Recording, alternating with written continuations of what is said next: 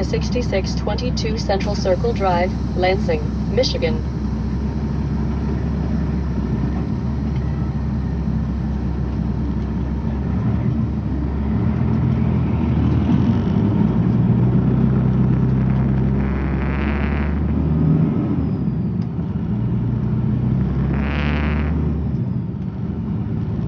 Hello everybody, welcome to my new YouTube channel. My name is Josh McKitch. I am the owner and driver of KB Specialized.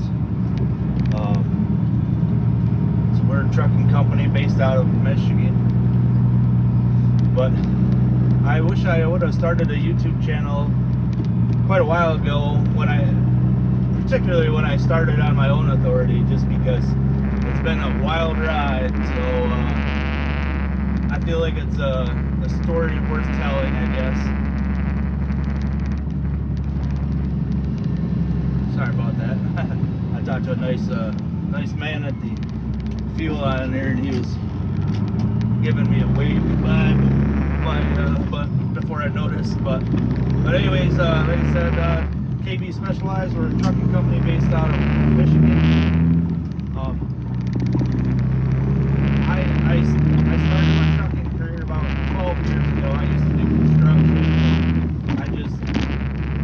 I was gone a lot, traveling on the road because construction at the time there was not a lot of going on around here. So I did that for quite a few years. I found myself living in California. My family was still living back home here, and I just realized, like, what are we doing? But obviously now with trucking, it's not like I'm home every day, but I am home better than I was then. I was staying on for months on that. But anyways, I started trucking, started driving, I guess, in 2009, sorry. So it's been about 12 years. A little over 12 years. I started working when I was in the trucking industry. I was driving for like a dairy distributor around Michigan here, delivering to like Walgreens, whatever, gas stations, things like that. So I did that for 3 years or so, I guess. And then I moved from there to a food distribution company that delivered to a lot of fast food restaurants. So I did that for about 7.5 years approximately. And then from there I went to an LTO company, pulling doubles and all those things like that. And actually I was running some sleeper teams with them. I did not like not for me, but anyways, I've had a desire, I guess, to be on my own pretty much. Maybe not right when I started trucking, but shortly thereafter I started being pretty rewarding, which that's ultimately what I'm after. A successful business, successful and rewarding business. I feel like we're moving in that direction. So I started my authority when active November of 2021. The whole time I was looking to get out and go on my own, kind of really thinking that we would probably be doing reefer freight, running spot market, whatever. But just so happened I had a family member that worked for a very large poultry ranch or poultry farm out here in Michigan, and they had a need for trucks, like dump and Take the exit on the basically right. bulk commodities, hauling fertilizer, which is just dried chicken food, and grain and things like that. So we kind of switched it up and decided we would try to help accommodate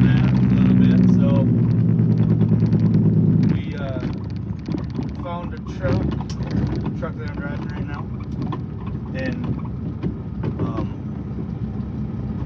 we decided we would go to work for them,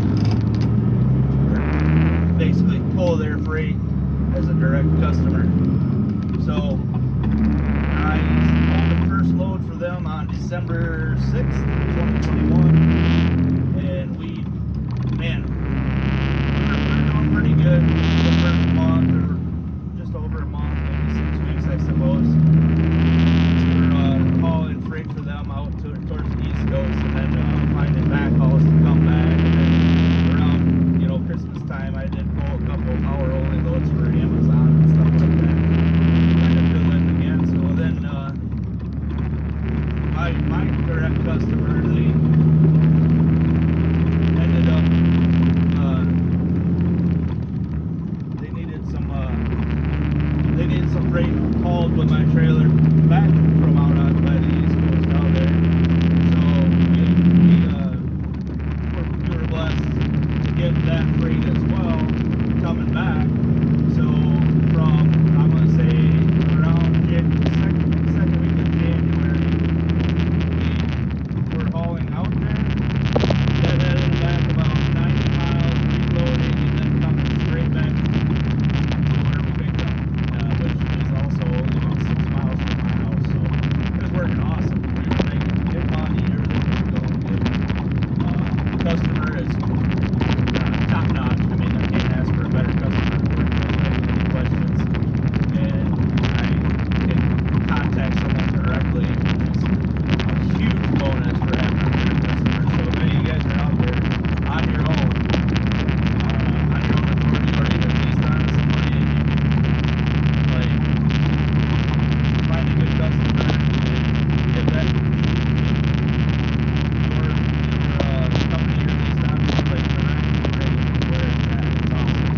It might not have the crazy spot market rates all the time, but it's consistent, and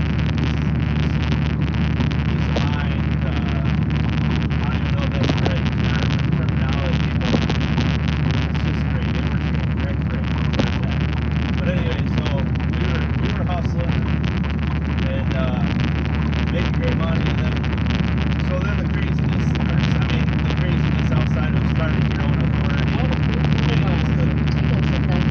being the driver, being the dispatch, being accountant, being accounts payable, and everything. It's a lot. But anyways, come February 1st, that's when the repairs started. So first week of February, the first day of February, the much went out on the truck. So we found a local to me, like a driveline shop for big trucks, and they were awesome. I think it was 24-hour turnaround, and we got nice parts in there. Some of the heavy duty stuff was hauling commodities tend to be pretty heavy most of the time. But yeah, so that went good. Then the next week, I think, was maybe air dryer. So we had probably a 8-week run where it was just something every week. A lot of it was wear items, but it was just relentless, said we had touch, air dryer, had to replace a steam tire at one point. Then we put all new freight drums and shoes on the trailer. The following week we did on the right to Craig's Road. brake drums and shoes on the tractor, and so it was just every week $1,000 minimum of putting parts in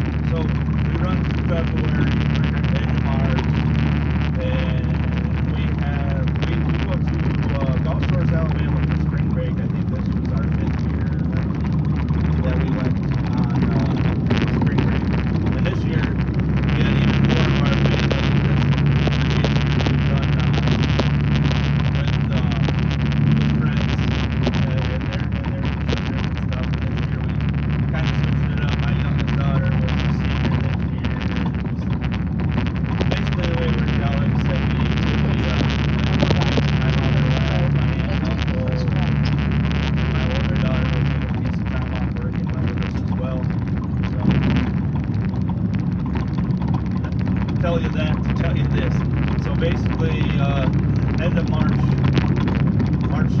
30th to be exact, I was on a load to Wisconsin and the truck started using fuel. I was hopeful Right, that the it was traffic just light. a head gasket. In worst case scenario, like cracked cylinder head. So I got to Wisconsin. I got my load I was under off. I had a load booked to come back, but I just decided, because the truck started using quite a bit of coolant actually, so I just decided it was probably best to cancel the return load and just try to get the truck back to Michigan. In 1/2 Back to the mile, repair shop. turn right on And we were Central going on Circle. vacation first week of April anyway, so it kind of was working out a little bit. If I did have a little bit of downtime, it was not going to affect me too bad. So I dropped the truck off March 31st, and then we left for spring break on April 1st. In 1/2 mile, turn right Well, on then Central now, Circle. April 2nd, I guess, technically, the real chaos starts. So we had stopped at a hotel late on April 1st in northern Alabama. So and then we would finish our drive to sorry about that. Wrong road. We would finish our drive to Gulf Shores the following morning. So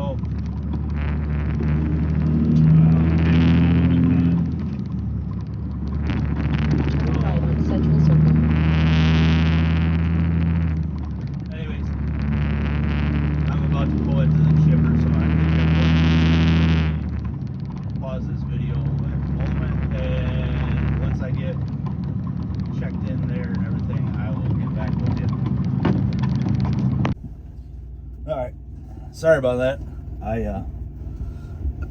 Back when I was doing construction, I actually worked on a distribution center for this receiver here, and I guess I had it in my head that's where I was heading, but my GPS was telling me they obviously have a new facility in addition, I believe, to the one that I worked on. But anyway, so where were we? We were at beginning of April, heading to Alabama for spring break with all the family. So as I said, the truck was dropped off at the repair facility. So I already had that concern on my mind, but that Friday night when we were in the hotel, we had a great night enjoying friends and family. There's a lot of other families from our local community that go to Gulf Shores as well. So there was quite a few people at the hotel. So we had some beers, we had some pizza, enjoyed the pool with the kids a little bit and everything. So it was good. It was good. Well, then Saturday morning, so this would be April 2nd, early morning, 1 a.m. or something. I was just not feeling well, and I couldn't sleep very good. So I got up at that time and used the restroom and stuff, and came back to bed, and still more of the same, just not feeling well. And then I actually started getting some pressure in my chest, and just overall discomfort, I guess. And so I was there for a little bit, and I got up and used the restroom again. And in the meantime, I suppose I probably might wrestling around and whatnot woke my wife up. So she got up to use the restroom, and when she came back, I decided I should probably kind of tell her what was going on. And so I told her I was having some chest pain and chest pressure and whatever, and then we decided we should go to the hospital and get checked out. So we told the kids what was going on, and we were going to go to the hospital. And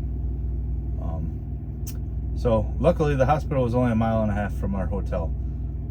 So we went to the hospital, got checked in, and they took me to like I don't know, basically like a check-in room or whatever, and they did an EKG. And then they moved me from that room to another, like a triage room or whatever. And when I got in there, then they started like putting me IVs in, and or at least getting me ready for IVs and whatnot. And then an emergency room doctor came and said that they didn't like what they were seeing on the EKG, so they were going to do another one. But at that time, just by the look on his face, I could tell like we were in a bad situation. So, long story short, I had a major heart attack.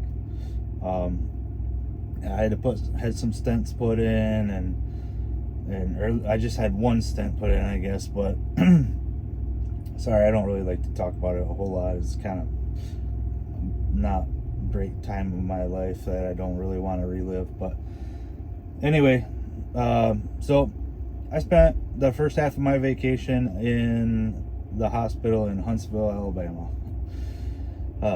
So we got out, like I said, the first half of the week I was at the hospital. We got out midweek, probably, I think it was Wednesday afternoon, and we decided there was nothing I was going to be able to do at home that I couldn't do in Alabama.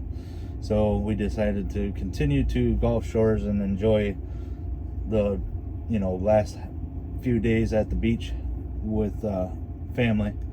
So we got down there, and yeah, we did enjoy it. Like I said, my family is great people. Like I love being with my family, my extended family, my cousins, and great.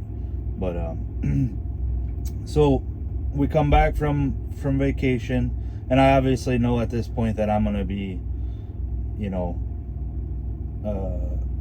out of the game for a little bit until I get my health back in order, I suppose.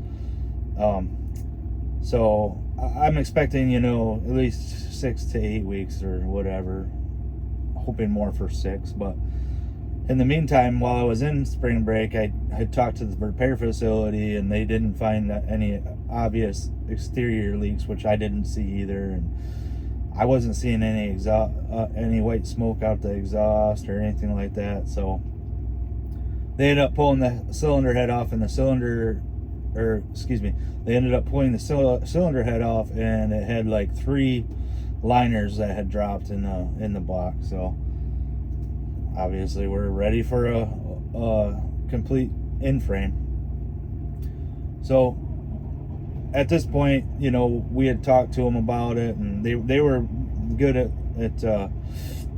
accommodating me and kind of backing off on getting the repairs going right away until I kind of knew where I was going to be at with my health and everything, and when I could get back on the road and whatnot. So it ended up, I think it was only about a week or so to a week and a half that we had waited from the time that I had my heart attack to the time that we pulled the trigger on getting everything ordered and getting parts and starting on the engine rebuild. So sorry about that. Got a phone call real quick. But anyways, so then we were going to get started with the rebuild, and I tell you what, the parts availability or parts shortages or whatever is no joke. It is no joke. It was insane. Like, it was nonstop. Can't get this, can't get that. I ended up purchasing a turbo on my own to take it to the repair facility because they couldn't find a turbo that was basically an exact replacement of what was on the truck.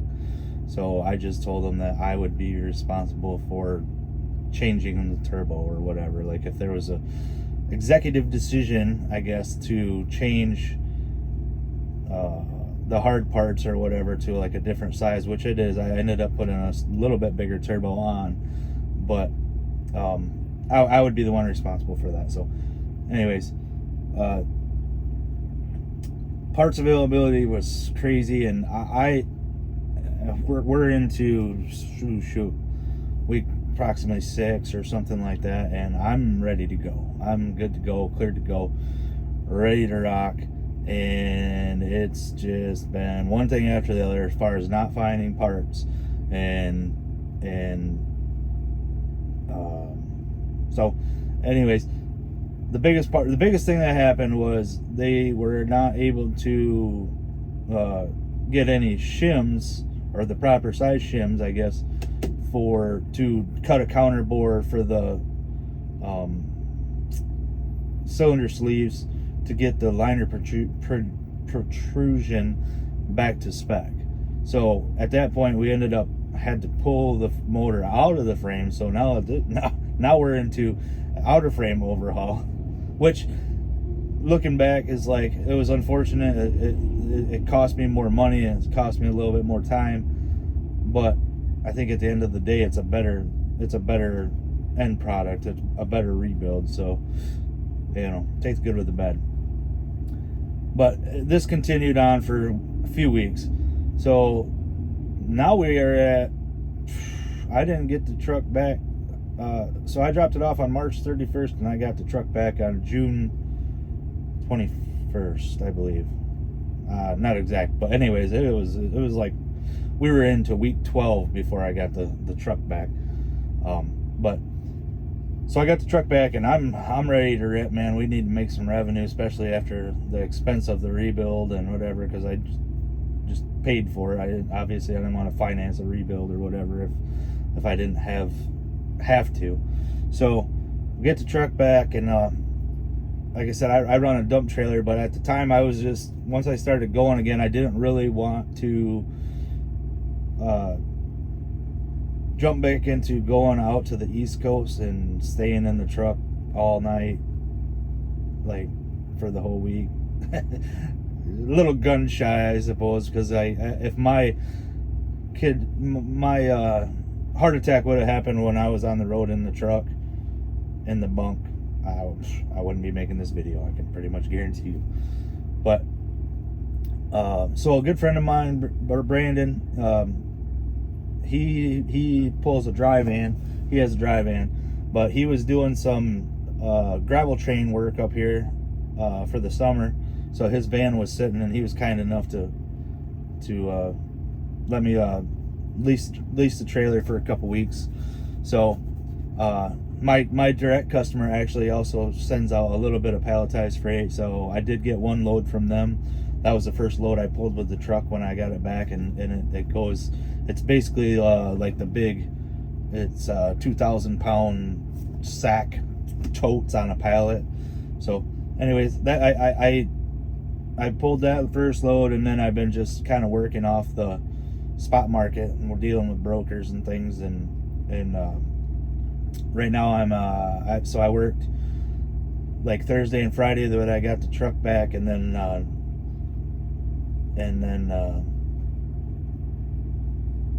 1 week after I'm finishing up the second week right now, which is kind of crazy because this is like the second or third time I've tried to record this intro to my channel and actually like it, but whatever. So here we are. I'm actually in my second week, but I'm recording for my intro to my channel. But so yeah, anyway, we were pulling the van. It's tough out here. Market's tough. There's not a lot of money to be had, and I think the volume's down as well. But anyways, but yeah, health is good. Truck seems to be running great. I don't have a lot of miles on it. I think I'm at about, by the end of the day today, I'm going to be at about 2,400 miles since I got the truck back on the engine. And but anyway, like I said, I wish I could have documented more chronologically in a better.